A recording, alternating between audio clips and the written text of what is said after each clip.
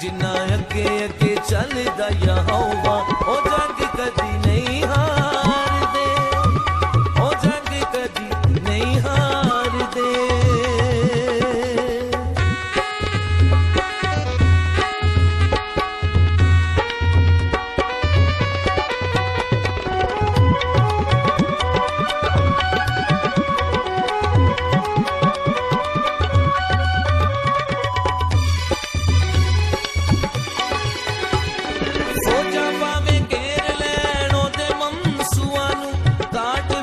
ठोक दे ओदे जंग जुआनू,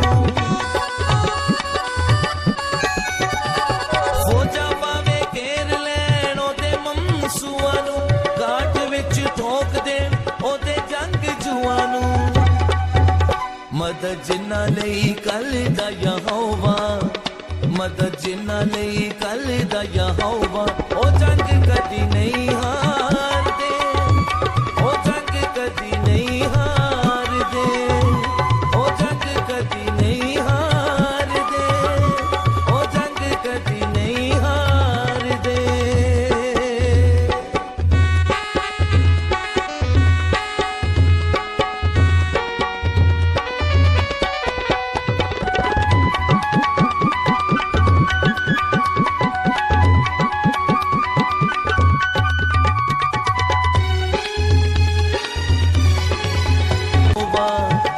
जिन्ना अगे अगे चलदा यहोवा ओ जंग कदी नहीं हारदे, ओ जंग कदी नहीं हारदे।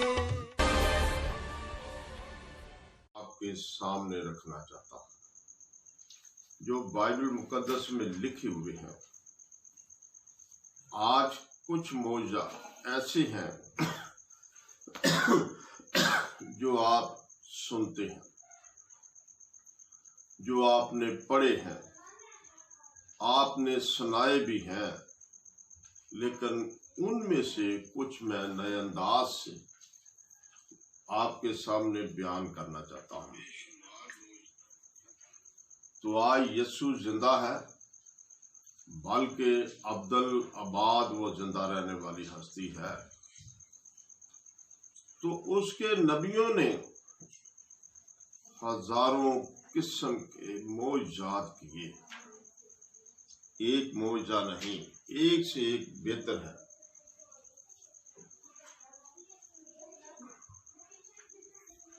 तो कुछ मौजे ऐसे हैं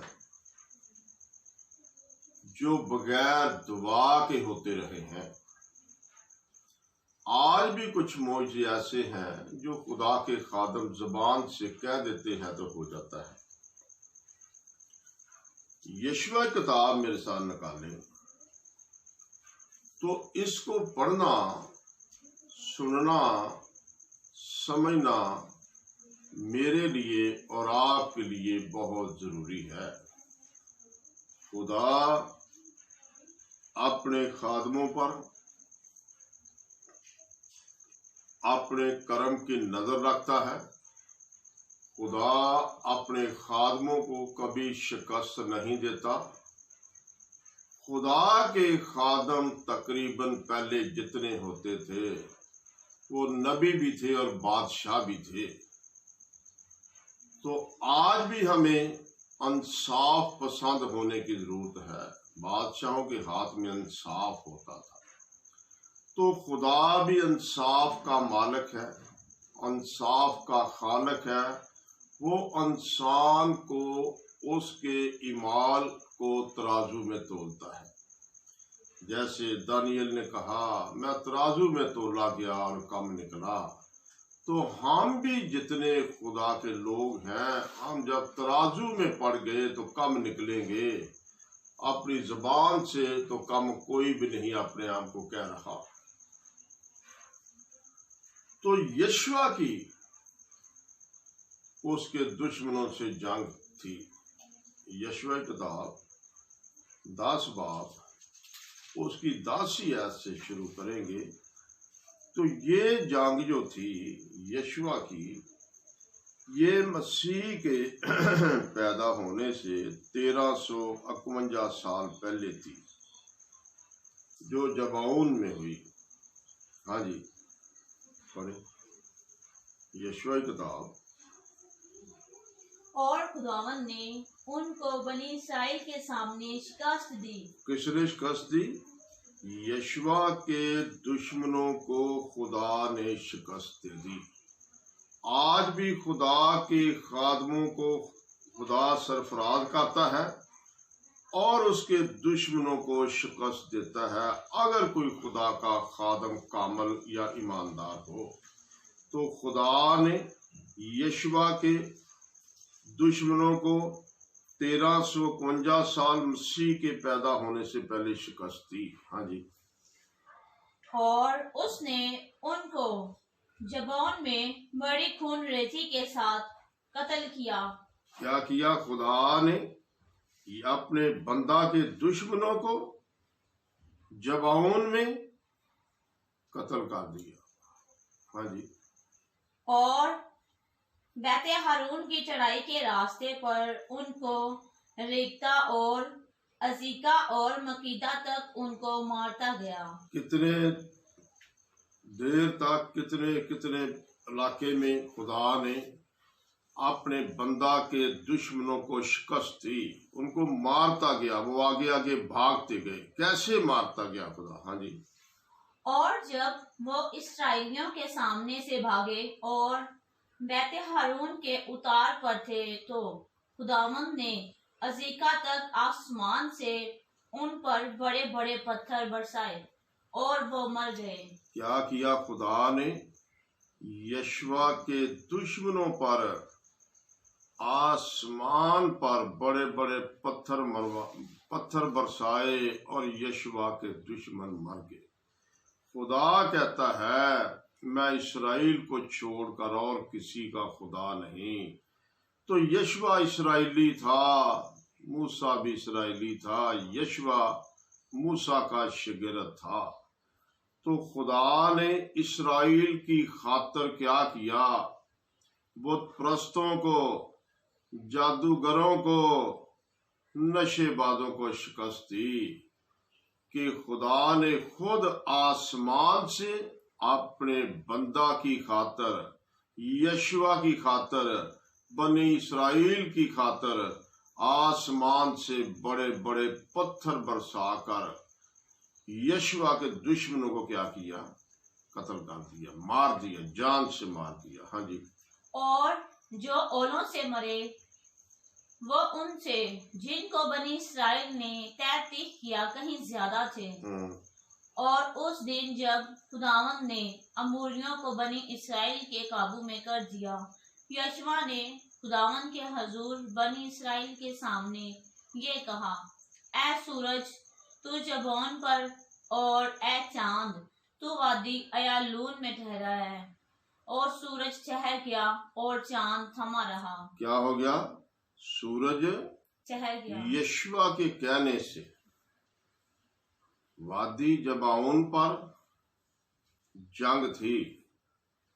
तो ये 1352 साल मसीह के पैदा होने से पहले यशवा की जंग थी। तो जंग हो रही थी तो यशवा ने इस्राएल के सामने खड़े होकर क्या कहा? आए सूरज तू जबाउन पर ठहरा रह, जब तक सूरज मैं तुझे हुक्म ना दूं तू ठहरा रहना है। तो सूरज क्या हुआ? अपनी जगह पर ठहर गया। पता नहीं कितने दिन ठहरा रहा और इस्राएली दुश्मनों से जंग जीत गए। रात को जंग हुई तो यशवा ने क्या कहा? आए चांद मैं तुझे हुक्म देता हूं तू वादी अलियून में ठहर जा, क्योंकि इस्राएली जंग जीत रहे हैं। रात अंधेरा ना होने देना। जैसे सुबह की रोशनी सूरज से होती है, चांद की रोशनी भी ऐसे ही रहे। सो चांद भी उसी जगह क्या हो गया? ठहर गया।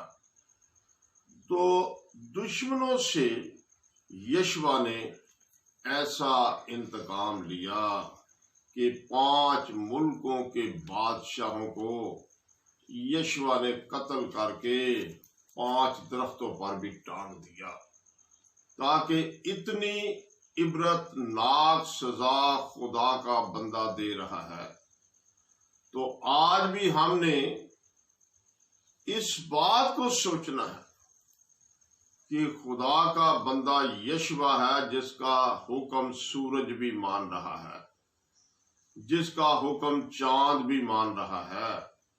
तो खुदा का बंदा मूसा है, जिसका हुक्म आसमान भी मान रहा है, समुंदर भी मान रहा है, दरख्त भी मान रहे हैं, बादल भी मान रहा है। तो खुदा के बंदों पर खुदा के करम की नजर रहती है। हाँ जी, आगे 13वीं आयत पढ़े। और सूरज ठहर गया और चांद थमा रहा। क्या हो गया? सूरज ठहर गया। यशवा के कहने से अपनी जगह पर ठहर गया, ना आगे जा रहा है ना पीछे आ रहा है। सूरज ना आगे जा रहा है ना पीछे आ रहा है, सूरज अपनी जगह पर ठहर गया। सूरज ने यशवा का हुक्म मान लिया है। किसका हुक्म मान लिया है? यशवा का। क्या आज दुनिया में जितने खुदा के खादम हैं, उनके अंदर इतनी खुदा की मोहब्बत होनी चाहिए, इतनी खुदा से प्यार, इतना प्यार खुदा से होना चाहिए कि खुदा खादमों के अंदर रहे। खुदा खादमों को जैसे यशवा को इस्तेमाल किया आज भी करे और पूरी दुनिया में अमन और सलामती हो जाए। हाँ जी। जब तक कौम ने अपने दुश्मनों से अपना इंतकाम ना ले लिया, क्या ये आशर की किताब में नहीं लिखा है? ये कहाँ पर लिखा है? आशर की किताब में बकाया इसकी हिस्ट्री जो है इस जंग की, जो यशवा ने 5 बादशाहों को कत्ल किया, यह जंग की सारी शुरू से आखिर तक जो हिस्ट्री है, ये आशर की किताब में लिखी हुई है। और आशर की किताब इस बाइबल मुकद्दस के साथ अटैच नहीं। वो कहाँ है, कब मिलेगी, कैसे मिलेगी, ये खुदा का इंतजाम है। लेकिन ये सारी स्टोरी उस किताब के अंदर महफूज है जो हमारे पास नहीं। तो बाइबल में क्या लिखा है? जब तक यशवा ने और इस्राएली फौजियों ने अपने दुश्मनों से इंतकाम ना ले लिया, सूरज अपनी जगह पर ठहरा रहा और चांद भी अपनी जगह पर ठहरा रहा। क्या आज भी ऐसा अगर कोई खुदा का खादम कामल हो, खुदा के नजदीक जाए तो हो सकता है। इसी तरह कज़ात की किताब 6वां बाब 37 आयत में आपके सामने रखना चाहता हूं। ये मौजज़ा जो हुआ है जदाउन काजी के वसीले से, ये खुदावन यीशु मसीह के पैदा होने से 1256 साल पहले हुआ, जो बाइबल मुकद्दस में दर्ज है। ये बहुत बड़ा मौजज़ा है। आज चंद मौजज़े ही मैं आपके सामने बयान करना चाहता हूँ। इन मौजज़ों का तारुफ बयान करना चाहता हूँ कि ऐसे ऐसे मौजज़े खुदा के बंदे करते रहे हैं और मुझे और आपको भी करने की जरूरत है। और ऐसे मौजज़े कब होंगे? जब इंसान रास्तबाज होगा, कामल होगा, खुदा परस्त होगा, खुदा से डरने वाला होगा। हाँ जी। कज़ात की किताब 6 बाब उसकी 37 आयत में पढ़ने लगी हूँ। तो देख, मैं भेड़ की ऊन खलियान में रख दूंगा, सो अगर उस वक्त ऊन ही पर पड़े और आसपास की जमीन सब सूखी रहे, तो मैं जान लूंगा कि तू अपने कौल के मुताबिक बनी इसराइल को मेरे हाथों के वसीला से रहाई बख्शेगा। और ऐसा ही हुआ, क्योंकि वो सुबह को जो सवेरे उठा और उस ऊन को दबाया और ऊन में से ऊन निचोड़ी तो प्याला भर पानी निकला। तब जदौन ने खुदावंद से कहा कि तेरा गुस्सा मुझ पर ना भड़के, मैं फक्त एक बार और अर्ज करता हूँ, मैं तेरी मिन्नत करता हूँ कि फक्त एक बार और इस ऊन से आजमाइश कर लूं।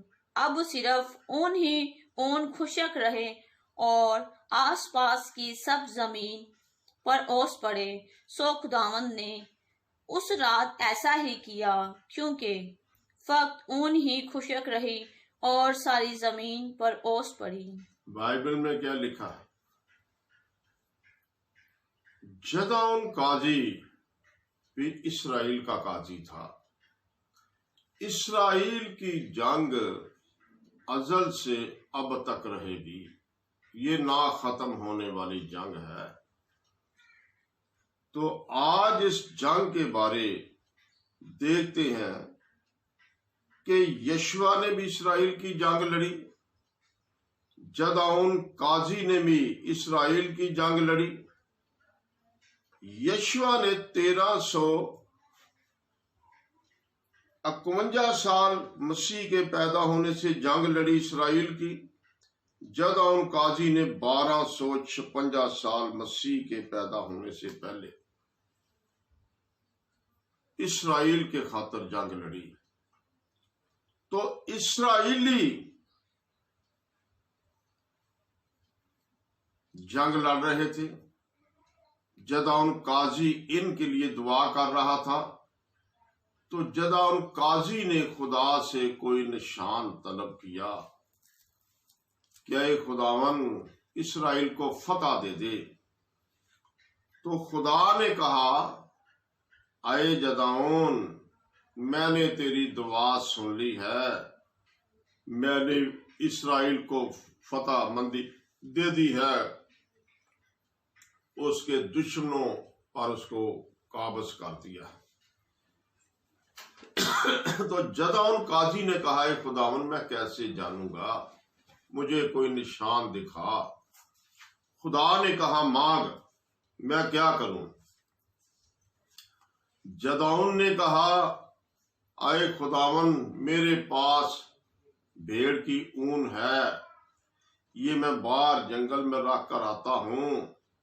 सारी रात ओस पड़े तो जमीन सब खुश्क रहे, और ये मेरी ऊन है, इसी पर ओस पड़ती रहे। तो खुदा ने कहा, रख। तो जब रख कर आया तो ऐसा ही हुआ। जब वो सुबह उठा, अपने घर से बाहर निकला, तो सारी जमीन खुश्क थी। जब उस ऊन के पास पहुंचा तो वो ऊन भीगी हुई थी। जब उसने उसको दबाया तो एक प्याला भर पानी ऊन में से निकल आया।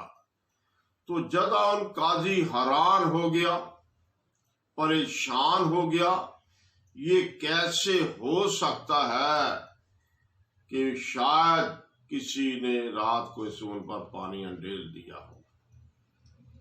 लेकिन खुदा ने जदौन की बात मानी। तो जदौन ने खुदा से कहा, आए खुदावन, अगर नाराज ना हो तो आज फिर मैं उसी ऊन को उसी जगह पर रख कर आता हूं। सारी रात ओस पड़े, ऊन खुश्क रहे। सारी रात ओस पड़े, सारी जमीन पर पड़े और ऊन खुश्क रहे। तो खुदा ने क्या, रख, मैं ऐसा ही करूंगा। जब दूसरे दिन जदौन काजी ने ऊन को रखा तो सारी रात जमीन पर ओस पड़ती रही, लेकिन ऊन खुश्क रही, ऊन पर ओस ना पड़ी। तो जब सुबह सवेरे जदौन काजी उठा तो अपनी ऊन की तरफ गया, तो उसने देखा कि ऊन खुश्क है और सारी जमीन ओस से शराब हो चुकी है। उसने जान लिया कि मेरी दुआ खुदा ने सुन ली है। ये 2 मोजज़े खुदा ने मेरे सामने कर दिए हैं अब इस्राएल कौम जो है अपने दुश्मनों पर गालिब आ जाएगी और इस्राएली अपने दुश्मनों पर फतहमंद हो गए। इसी तरह आज चंद बातें मैं आपके सामने रखना चाहता हूं कि इस्राएली सुबह से शाम तक, अज़ल से अबद तक ये जंग ही लड़ते रहे। कभी हार गए, कभी जीत गए, कभी हार गए, कभी जीत गए। आज भी दाऊद के वक़्त पहला शमूएल 17 बाब उसकी पहली आयत से देखेंगे। फिर फलस्तियों ने जंग के लिए अपनी फौजें जमा की और यहूदा के शहर शोका में फ्राहम हुए और शोका और अजीका के दरमियान अफसदमीम में खेमाजन हुए।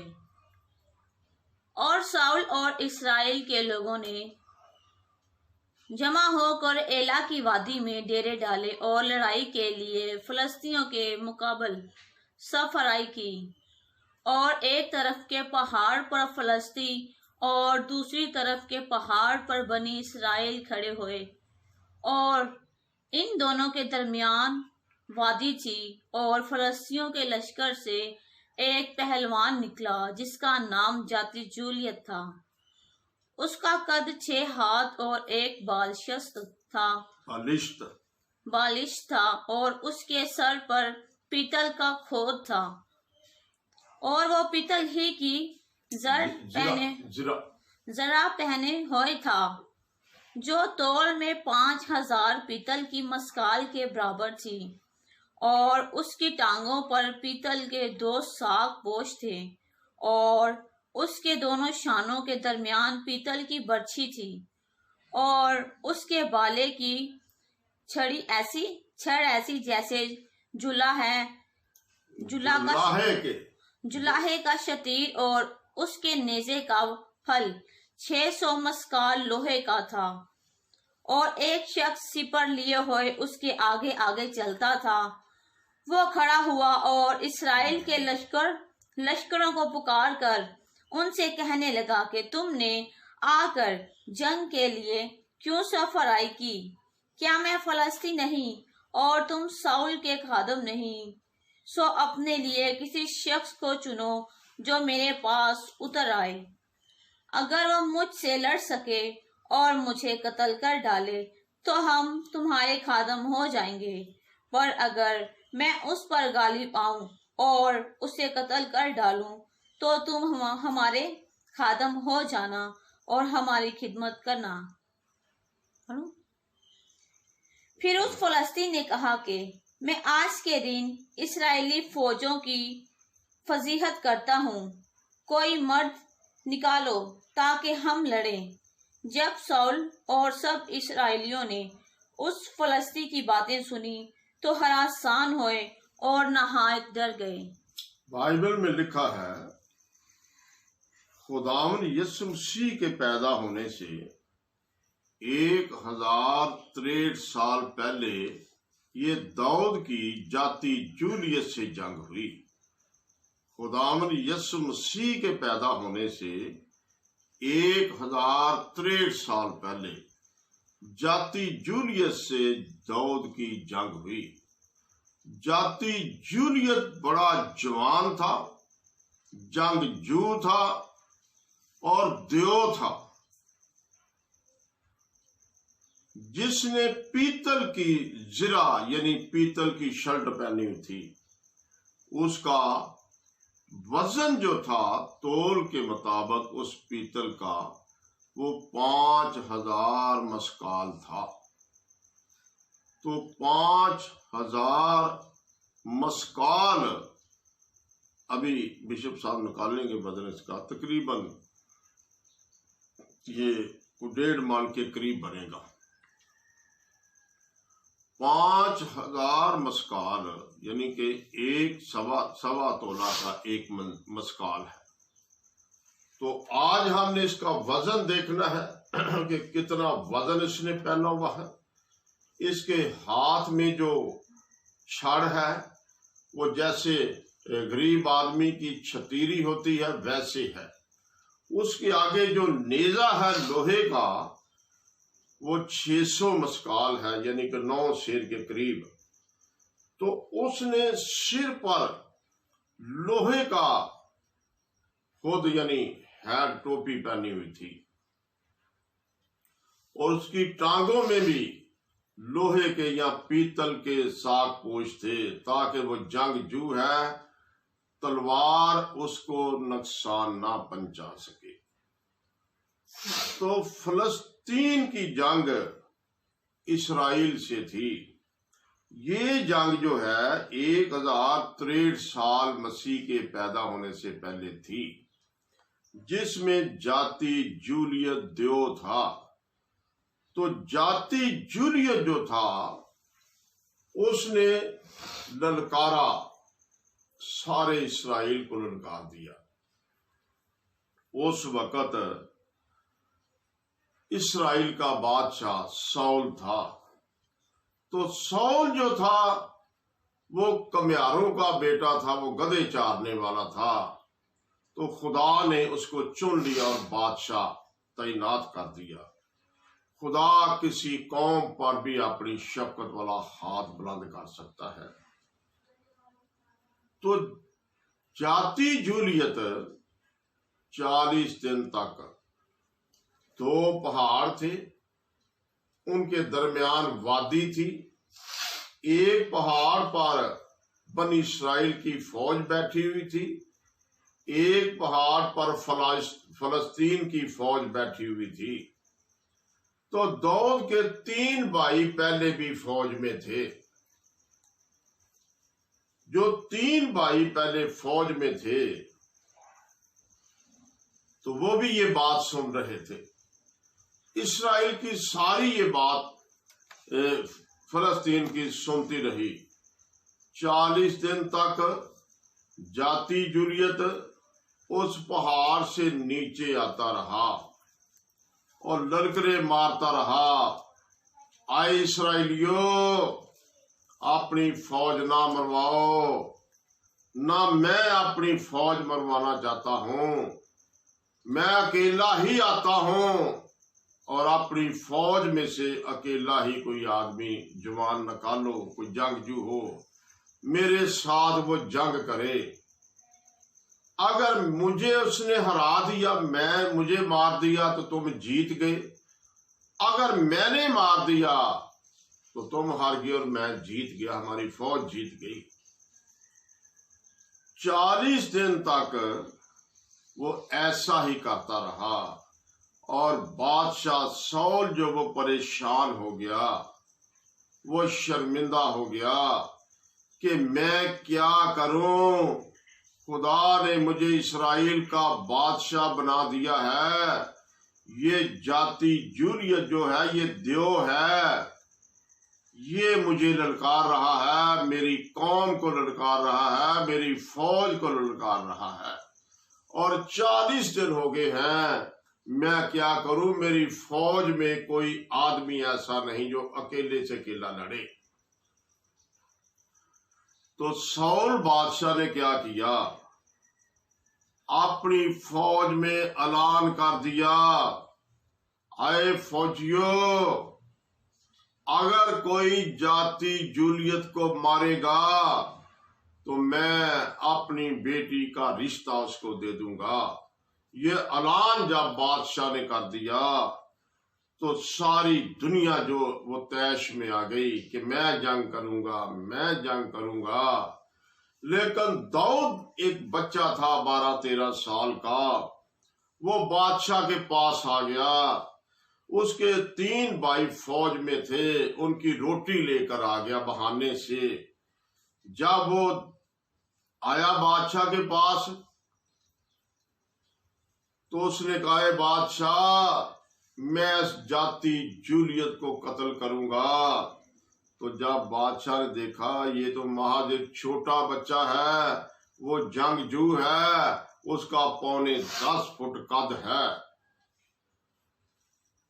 तो ये कैसे उससे जंग करेगा।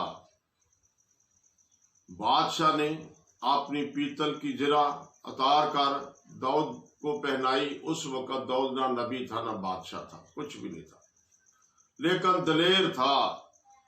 तो जब वो पीतल की जीरा उसने पहनी तो उसका वजन इतना था कि दाऊद चल ना सका। उसने कहा, बादशाह ये पीतल की जीरा मेरी कमर से उतार दे, मैं चल नहीं सकता। तो बादशाह घबरा गया, बादशाह डर गया। एक ही आदमी ने दलेरी की है और वो बच्चा भी है और दलेर भी है और पीतल की जीरा नहीं पहन सकता, वो इसको दूर से जख्मी कर देगा। दाऊद ने बादशाह से कहा, आए बादशाह तू मेरी उम्र की तरफ ना देख, मैं अपने बाप की भेड़ बकरियां चराता था। जब कोई शेर मेरी भेड़ों को पकड़ने आता तो मैंने शेर को मार दिया। एक दफा रीछ आया तो मैंने रीछ को भी मार दिया। मैंने शेर और रीछ दोनों को मार दिया है। अगर इस देव में ताकत होगी तो रीछ जैसी होगी, अगर इससे ज्यादा होगी तो शेर जैसी होगी। आए बादशाह मैंने शेर और रीछ दोनों को मारा है, उन दोनों जैसी ताकत इसमें नहीं। तो बादशाह दलेर हो गया। बादशाह क्या हो गया? दलेर हो गया। दाऊद 12-13 साल का बच्चा है, लेकिन खूबसूरत भी बहुत है, ईमानदार भी बहुत है और दलेर भी बहुत है। उसने एक फलाखन ली, क्योंकि वो नशानची था। उसका निशाना वो बाल दीवार पर लगाकर उस पर निशाने करता था, तो उसका निशाना खुदा नहीं होता था। फलाखन के अंदर एक पत्थर होता है, जैसे वो मारते हैं तो उसका निशाना सिर के बाल को दूर से वो उड़ा देता था। ऐसा निशानची था कि वो बहुत दलेर भी था और निशानची भी था। उसने फलाखन ली और 5 पत्थर अपने झोले में डालकर अपने गले में लटका कर ऊपर से आ रहा है। इधर से फलस्तीनी फौज में से जाती जूलियत आ रहा है। जाती जूलियत दाऊद को देखकर कह रहा है, आए दाऊद, तू मुझे कुत्ता समझ रहा है, तू हाथ में लकड़ी लेकर आ रहा है, मुझे लकड़ी से डराना चाह रहा है, मुझे लकड़ी से मारना चाहता है। आज मैं तेरा गोश्त तुझे कत्ल करके चीलों को डाल दूंगा। तो दाऊद को तैश आ गया। दाऊद ने आगे से मुकालमा बोला, आए नाम अख्तूना, आए देवदानू, आए जिन्नात, तू अपने देवता के नाम पर आ रहा है, मैं जिंदा खुदा के नाम पर आ रहा हूं। तूने मेरे खुदा को ललकारा है, मुझे नहीं ललकारा। आए जाती जूलियत, आज मैंने तेरा सिर तेरे तन पर नहीं रहने देना। तो दाऊद ने क्या किया, एक ही पत्थर अपने झोले में से निकाला और अपनी फलाखन में डालकर उसको निशाना किया।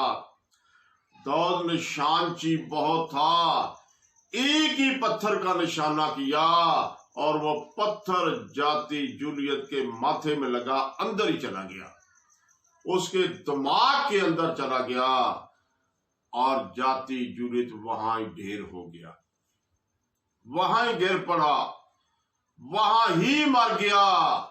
उसकी सारी ताकत उसी वक्त खत्म हो गई। तो मैं मसीह लोगों से कहना चाहता हूं, आए मसीहो, दाऊद ने तो जिन्नों को भी कत्ल कर दिया, दाऊद ने तो देवों को भी कत्ल कर दिया, तो हम भी दलेर होकर दुआ भी करें और जंग भी करें। तो दाऊद नबी ने क्या किया, उसी की तलवार ले ली, जाती जूलियत की तलवार ले ली और उसकी गर्दन काट दी, उसका सिर पकड़कर बादशाह के पास लेकर आ रहा है। आगे हजारों लोग मिले, औरतें मिली, वो नारे मारने शुरू कर दिए कि सौल ने ते मारा हजारों को, लेकिन दाऊद ने मारा लाखों को।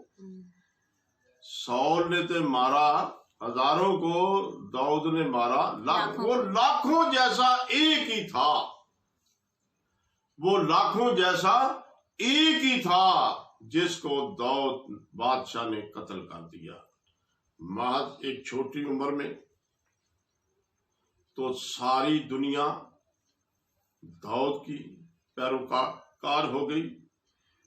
इसके बाद शमूएल नबी ने दाऊद को बादशाह चुन लिया। इस्राएल का बादशाह कौन हो गया? दाऊद हो गया। उसने इतना बड़ा काम किया, इतनी बड़ी युद्ध की कि एक देव को कत्ल कर दिया और सारी फलस्तीन की फौज ने हार तस्लीम कर ली। आज मैं मोजात के बारे चंद बातें आपके सामने रखना चाहता हूं कि मोजात भी जितने दुनिया में हुए हैं वो इसराइलियों ने किए हैं। तो आज पहली सलातीन की किताब 17 बाब पहली आयत से हम देखेंगे, ये मोजा 910 साल मसीह के पैदा होने से पहले हुआ जो एलिया ने किया। हाँ जी, पहली सलातीन 17 बाब 9 ता 10 आयत तक। और एलिया तशबी जो जलाद के परदेसियों में से था, अखियब से कहा कि खुदावंद इस्राएल का खुदा के हयात की कसम जिसके सामने मैं खड़ा हूँ, इन बरसों में ना ओस पड़ेगी ना मींह बरसेगा जब तक मैं ना कहूँ, जब तक मैं ना कहूँ। एलिया ने क्या किया? एलिया की भी दुश्मनी थी। एलिया भी इस्राएल की खातिर जंग लड़ता था। तो एलिया ने अखिया बादशाह, ये जादूगरों को बादशाह था, बुत परस्तों का बादशाह था। तो हमेशा जादूगर दुआ करने वालों के मुखालिफ रहते हैं। तो क्या सजा दे दी? ये जंग से भी ज्यादा सजा है। एलिया ने क्या कहा? 910 साल मसीह के पैदा होने से पहले का यह वाकया है। एलिया ने कहा, आए अखियाब बादशाह, मैं जिस खुदा की हजूरी में खड़ा हूं, आज मैंने हुक्म दे दिया है आसमान को, जैसे खुदा हुक्म देता है कि जब तक मैं ना कहूं आसमान से ना बारिश होगी ना ओस पड़ेगी, जितनी देर तक मैं ना कहूं। ये कोई छोटी बात नहीं। जब एलिया ने ये हुक्म दे दिया और 3.5 साल तक ना आसमान से बारिश हुई ना ओस पड़ी, तो फसल भी लोगों की ना उगी, काल पड़ना शुरू हो गया। तो खुदा ने एलिया से कहा, तू करैत के नाले पर जाकर बैठ, उसमें पानी है, उसी में से पानी पीना। मैंने तेरे लिए कौमों को हुक्म दे दिया है, मैंने तेरे लिए कौमों को हुक्म दे दिया है कि 3.5 साल तक वो तेरी परवरिश करते रहेंगे। वो सुबह को भी ताजा गोश्त और ताजा रोटी तेरे लिए लेकर आएंगे और शाम को भी ताजा गोश्त और ताजा रोटी लेकर तेरे पास आएंगे। तो ऐसा हुआ कि एलिया ये हुक्म देकर अहिय्याह के सामने से जब जा रहा था तो वो सारपत के जंगल में पहुंचा। तो वहां पर एक औरत बेवा थी, वो लकड़ियां चुन रही थी जंगल में से। तो एलिया ने कहा, आए औरत, मुझे एक ठंडा प्याला पानी का ला दे, मैं थका और प्यासा हूं, मैंने बहुत लंबा सफर आगे करना है। वो पानी लेने को जा रही थी तो एलिया ने कहा, मुझे भूख लगी हुई है, एक रोटी भी मेरे लिए बना कर ले आ। तो उस औरत ने कहा, आए खुदावन, मैं बेवा हूं, एक ही मेरा बेटा है, हमारे पास एक ही रोटी का आटा है।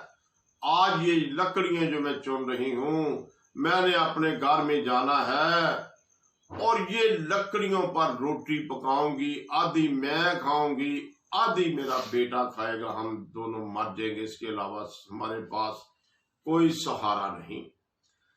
एलिया ने क्या कहा, तेरे घर में मौजज़ा रहेगा, जब तक जमीन पर काल रहेगा तेरे घर में ना आटा खत्म होगा ना तेल खत्म होगा, ये रोटी मेरे लिए लेकर आ। उसने ईमान रख लिया तो वो रोटी पकाकर उसके लिए ले आई। तो जब रोटी लेकर आई, एलिया ने खाकर उसे दुआ दी। उससे कहा कि जितनी देर तक मुल्क में काल है, तू अपने सारे रिश्तेदारों को अपने घर में जमा कर ले। 3.5 साल तक सारे रिश्तेदार तेरे घर में खाना खाते रहेंगे। तेरे घर में से ना तो आटा खत्म होगा ना तेल खत्म होगा, मैंने दुआ दे दी। 3.5 साल तक, 3.5 साल तक उसके घर में रौनक लगी रही खुदा के बंदे के दुआ से। आज भी ऐसी दुआ एलिया ने की कि 3.5 साल तक बारिश ना पड़ी। फिर लोगों ने कोशिश की कि हम भूखे मरना शुरू हो गए हैं, हमारे मुल्क में अनाज नहीं हो रहा, फसल नहीं हो रही, खुदा के बंदे को ढूंढने की कोशिश करो, एलिया कहाँ है। तो एलिया ने क्या किया, जब उसके पास लोग गए, यकूब सूल का खत 5 बाब 16। जब एलिया के पास लोग गए तो उन्होंने क्या कहा। हाँ जी, बस तुम आपस में एक दूसरे से अपने अपने गुनाहों का इकरार करो और एक दूसरे के लिए दुआ करो ताकि शिफा पाओ। रास्तबाज की दुआ के असर से बहुत कुछ हो सकता है। एलिया हमारा हम तबीयत इंसान था। उसने बड़े जोश से दुआ की कि मींह ना बरसे, चनाचे 3.5 बरस तक जमीन पर मींह ना बरसा। फिर उसने दुआ की तो आसमान से पानी बरसा और जमीन में पैदावार हुई। क्या हुई? एलिया के कहने से बारिश बंद रही 3.5 साल तक, अनाज ना हुआ, पैदावार ना हुई, फसल ना हुई। तो एलिया के कहने ही से बारिश आसमान से बरसनी शुरू हो गई। तो आज इस बात पर फख्र करना है कि मौजज़ात के दरमियान खुदा दुआ भी नहीं सुनता, वो हुक्म ही सुनता है। अगर एलिया ने हुक्म दिया आसमान को, खुदा ने मंजूर कर लिया। इसी तरह इसके बाद हिजकिय्याह बादशाह जब बीमार पड़ा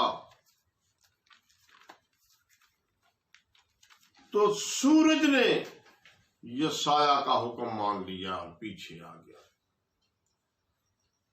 दूसरी सलातीन की किताब 20 बाब 1 से 11 तक लिखा है कि हिजकिय्याह बादशाह मसीह के पैदा होने से 713 साल पहले बीमार हुआ।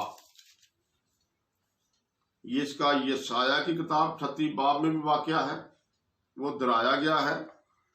और दूसरी सलातीन किताब 20 बाब 1 से 11 तक भी ये वाकया है। तो हिजकिय्याह बादशाह जब बीमार हो गया तो उसकी एक फोड़ा निकल आया। उस फोड़े के सबब से वो मरने के करीब पहुंच गया। तो खुदा ने कहा, आए हिजकिय्याह, तू मर जाएगा, तू शफा ना पाएगा, तू अपने घर का इंतजाम कर ले। तो हिजकिय्याह बादशाह ने क्या कहा? उसने दीवार की तरफ रुख कर लिया और रोना शुरू कर दिया, पछताना शुरू कर दिया, दुआ करनी शुरू कर दी। आए खुदावन, याद फरमा, मैं तेरी हजूरी में सच्चाई से चलता रहा हूं, अगर कोई मेरे गुनाह है तो माफ कर दे। तो खुदा ने क्या किया? आसमान से एक फरिश्ता भेज दिया यशाया नबी के पास। तो यशाया नबी हकीम भी था, यशाया नबी तबीब भी था, यशाया नबी भी था, यशाया नबी ईमानदार था। यशाया नबी ने क्या किया? अंजीर की एक टिक्की बनाई और उसके फोड़े पर बांध दी और वो शफा पा गया। हिजकिय्याह बादशाह के फोड़े पर क्या किया? टिक्की बांध दी अंजीर की यशाया नबी ने और उसकी बीमारी जाती रही। तो जब खुदा ने आसमान से फरिश्ता भेजा, यशाया नबी के पास जा, उससे कह, मैंने तेरी दुआ सुन ली है, मैंने तेरे आंसू देख लिए हैं, मैंने तुझे शफा भी यशाया नबी के मुताबिक दे दी है और तेरी उम्र भी 15 साल और दराज कर दी है। तो हिजकिय्याह बादशाह कहता है, खुदावन, मैं कैसे जानूं कि तूने मेरी दुआ सुनी है, तूने मुझे शफा दी है? अभी तो मैं बीमार हूं, तूने 3 दिन का ऐलान कर दिया, तीसरे दिन तू आबाद खाना में जाएगा, मैं कैसे जानूं? खुदा ने कहा, कोई निशान तलब कर के मैं तेरे लिए क्या करूं? सूरज आगे जाए या पीछे जाए? तो हिजकिय्याह बादशाह ने कहा, आगे तो एक खुदावन सूरज रोज जाता है, मजा इस बात का है कि आज पीछे जाए। तो ये सूरज जो पीछे गया, ये यशाया नबी की दुआ से गया और 713 साल मसीह के पैदा होने से पहले सूरज पीछे हो गया। दूसरी सलातीन की किताब 20 बाब 11 आयत मेरे साथ पढ़नी है आपसे। तब यशाया नबी ने खुदावन से दुआ की, सो उसने साया को आकाश की धूप घड़ी में 10 दर्जे यानी जितना वो ढल चुका था उतना ही पीछे को लौटा दिया। कितने? 10 दर्जे सूरज को पीछे कर दिया। ये कैसे पता चला कि यशाया नबी तो कमरे में बैठा है, हिजकिय्याह बादशाह भी कमरे में बंद है। बीमार आदमी को धूप में नहीं बल्कि अंदर होता है, तो सूरज की तरफ देख भी आप सकेंगे तो आपको नजर नहीं आएगा सूरज एक जगह खड़ा है या आगे जा रहा है या पीछे जा रहा है। उस जमाने में मसीह के पैदा होने से 713 साल पहले आखस बादशाह ने एक घड़ी बनाई हुई थी। वो घड़ी सूरज की शवाओं से चलती थी। जैसे आज भी दुनिया में बेशुमार काम सूरज से हो रहे हैं। पहला साइंसदान बाइबल मुकद्दस में सूरज से काम लेने वाला वो आखज था, योताम का बेटा, यकुनिया का पोता, जिसने एक घड़ी बना रखी थी।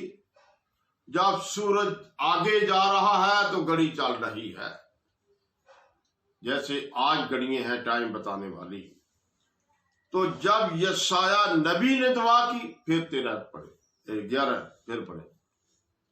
तब यशाया नबी ने खुदावन से दुआ की, सो उसने साया को आखस की धूप घड़ी में 10 दर्जे यानी जितना वो ढल चुका था उतना ही पीछे को लौटा दिया। उतना ही पीछे को लौटा दिया। यशाया की दुआ से सूरज पीछे गया और जो आकाश ने घड़ी बनाई हुई थी उसके अंदर सुइयां जो थी वो पीछे आ गई। उन्होंने अंदाजा कर लिया कि 10 दर्जे सूरज पीछे लौट गया है। तो आज मैं आपके सामने रखना चाहता हूं ये बात कि खुदा के बंदे वक्फे वक्फे से मोजात करते रहे। तो यशाया की दुआ से सूरज पीछे आ गया, यशवा की दुआ से सूरज अपनी जगह पर जम गया, खड़ा हो गया। तो इसी तरह दूसरी सलातीन की किताब 4 बाब 1 से 6 देखें कि ये मोजात खुदावंद यीशु मसीह के पैदा होने से 895 साल पहले एक बहुत बड़ा मोजा अलीशा नबी ने किया, एलिया के शागिर्द ने। हाँ जी, दूसरी सलातीन 4 बाब उसकी 1 से 6 आए। और अंबिया ज़ादों की बीवियों में से एक औरत ने अलीशा से फरियाद की और कहने लगी कि तेरा खादम मेरा शौहर मर गया है और तू जानता है कि तेरा खादम खुदावन से डरता था। सो अब कर्ज हुआ आया है कि मेरे दोनों बेटों को ले जाएं ताकि वो गुलाम बने। अलीशा ने उससे कहा, मैं तेरे लिए क्या करूं? मुझे बता तेरे पास घर में क्या है? उसने कहा कि तेरी लोंडी के पास घर में 1 प्याला तेल के सिवा कुछ नहीं। तब उसने कहा, तू जा और बाहर से अपने सब हमसायों से बर्तन रायत ले। वो बर्तन खाली हों और थोड़े बर्तन ना लेना। फिर तू अपने बेटों को साथ लेकर अंदर जाना और पीछे से दरवाजा बंद कर लेना और उन सब बर्तनों में तेल अंढेलना और जो भर जाएं उसे उठाकर अलग रखना। सो वो उसके पास से गई और उसने अपने बेटों को अंदर साथ लेकर दरवाजा बंद कर लिया और वो उसके पास लाते जाते थे और वो अंडेलती जाती थी। जब वो बर्तन भर गए तो उसने अपने बेटे से कहा, मेरे पास एक और बर्तन ला। उसने उससे कहा, और तो कोई बर्तन रहा नहीं। तब तेल मौकूफ हो गया। क्या हो गया? तेल मौकूफ हो गया। अलीशा नबी के पास एक औरत आ गई, 895 वर्ष मसीह के पैदा होने से पहले। वो कहती, मैंने कर्जा देना है, कर्ज हुआ आया है, मैं बेवा हूं कि मेरे बच्चे को कर्जे में लेकर जाना चाहता है। अलीशा नबी ने पूछा, तेरे पास क्या है? उसने कहा, मेरे घर में 1 प्याला है, उसमें तेल है, उसके अलावा कुछ नहीं। अलीशा नबी ने कहा, सलामती के साथ अपने घर चली जा, अपने बच्चों से कह अपने सारे मोहल्ले से बर्तन इकट्ठे कर लो, अपने घर में रख लो। बर्तन ना थोड़े हों ना छोटे हों, तो बाहर का दरवाजा बंद कर लेना, तेल हाथ में पकड़ लेना। तो तेल अंडेलती जाना, अपने बच्चों से कहना है कि 1 बर्तन मेरे पास लेकर आओ। तो जब वो बर्तन लेकर आए, वो तेल अंडेलती गई और सारे बर्तन भर गए। फिर वो अलीशा के पास गई, आप क्या करूं?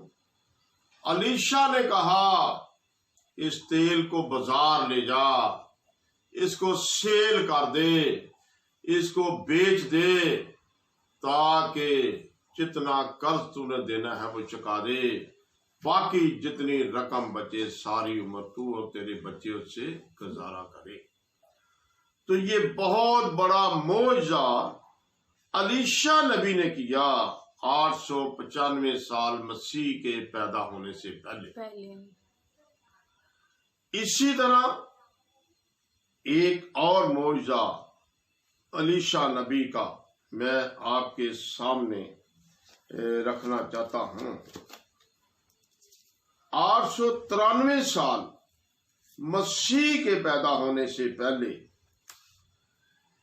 कुछ अंबिया अलीशा नबी के पास गए। उन्होंने कहा, खुदावन हम अपने लिए एक कमरा बनाना चाहते, एक मकान बनाना चाहते हैं, हमें इजाजत दे कि हम लकड़ियां जंगल में से काट कर ले। जब वो लकड़ियां काट रहे थे, दूसरी सलातीन किताब पहली आयत से 11 तक ये बात लिखी हुई है। तो आज 6 बाब पहली से 6 आयत तक लिखी हुई है। तो वो जब लकड़ियां काट रहे तो एक का लोहा जो कुल्हाड़े का था वो पानी में गिर गया, वो डूब गया। तो वो अलीशा के पास आकर कहने लगा, खुदावन ये लोहा जमीन के नीचे चला गया है, पानी की तह में चला गया है, ये तो मैंने मांगा हुआ था, जब मैं कैसे उसको जवाब दूंगा, क्या उसे वापस करूंगा? अलीशा नबी ने कहा, मुझे अपने साथ ले चल। उसने छड़ी काटी, उसने बताया कि इस पानी में यहां पर गिरा है। अलीशा नबी ने क्या किया, वो छड़ी को पानी के ऊपर रखा और लोहा जमीन से ऊपर आ गया, पानी में पर तैरने लगा। अलीशा ने कहा, मियां अपना लोहा पकड़ ले, जिसका है उसको दे दे। इतना बड़ा मौजज़ा बगैर दुआ के हो गया। और ये मौजज़ा 893 साल मसीह के पैदा होने से पहले हुआ। तो इसी तरह मैं आपके सामने ये बात रखना चाहता हूं कि ये एलिया का शिगिर्द था। एलिया ने बहुत ज्यादा दुनिया में मौजे किए और सारे मौजे करने के बाद वो कहां पर चला गया? आसमान पर चला गया। दूसरी सलातीन की किताब पहली आयत से 11 तक आप पढ़ सकते हैं। ये एलिया जब आसमान पर गया तो मसीह के पैदा होने से 996 साल पहले गया। एलिया जब आसमान पर गया तो मसीह के पैदा होने से 996 साल पहले गया। तो एलिया जब वापस आया तो ये बात जरा गौर से इमरान साहब सुननी है और लिखनी है। मसीह की उम्र उस वक्त 26 साल थी जब उसने बपतिस्मा लिया। एलिया सन 26 में वापस आया। कितने सालों के बाद वापस आया जी? 26 साल। एलिया मसीह के पैदा होने से 896 साल पहले, मसीह के पैदा होने से 896 साल पहले आसमान पर गया, आग के बगोले में गया, एक आदसी रथों में बैठकर गया। हाँ जी, नहीं समझ आ रही इस बात? नहीं आ रही जी, पहले इसकी प्लानिंग करें तो फिर होगी। इस तरह तो एकदम नहीं होगा। 1 मिनट रह गया। 1 मिनट रह गया, ठीक है ना? 896, ठीक है। तो इसमें 26 और डालना है। 1 मिनट। 896 जमा 26, ये 922 हो गए। 922, हाँ 922, ठीक है ना? तो एलिया क्या कब? मसीह के पैदा होने से 896 साल पहले, 896 साल बाद, पहले 896 साल पहले। और जब यीशु की उम्र 26 साल थी तो एलिया आसमान से वापस आ गया। क्या हो गया? एलिया से आसमान से वापस आ गया। जिंदा ही आसमान पर गया और जिंदा ही वापस आ गया। इसी तरह हम मत्ती की इंजील 11 बाब 14 आखिरी बाइबल में लिखा है, यीशु ने कहा, अगर चाहो तो मानो जो एलिया आने वाला था यही है, मेरा एतबार कर लो। 14 आयत, मत्ती की इंजील 11 बाब उसकी 14 आयत। और चाहो तो मानो एलिया जो आने वाला था यही है। चाहो तो मानो जो एलिया आसमान से आने वाला था यही है। एलिया जिंदा ही आसमान पर गया और जिंदा ही वापस आ गया। खुदावन इसी कलाम पर मुझे और आपको बरकत दे। आमीन।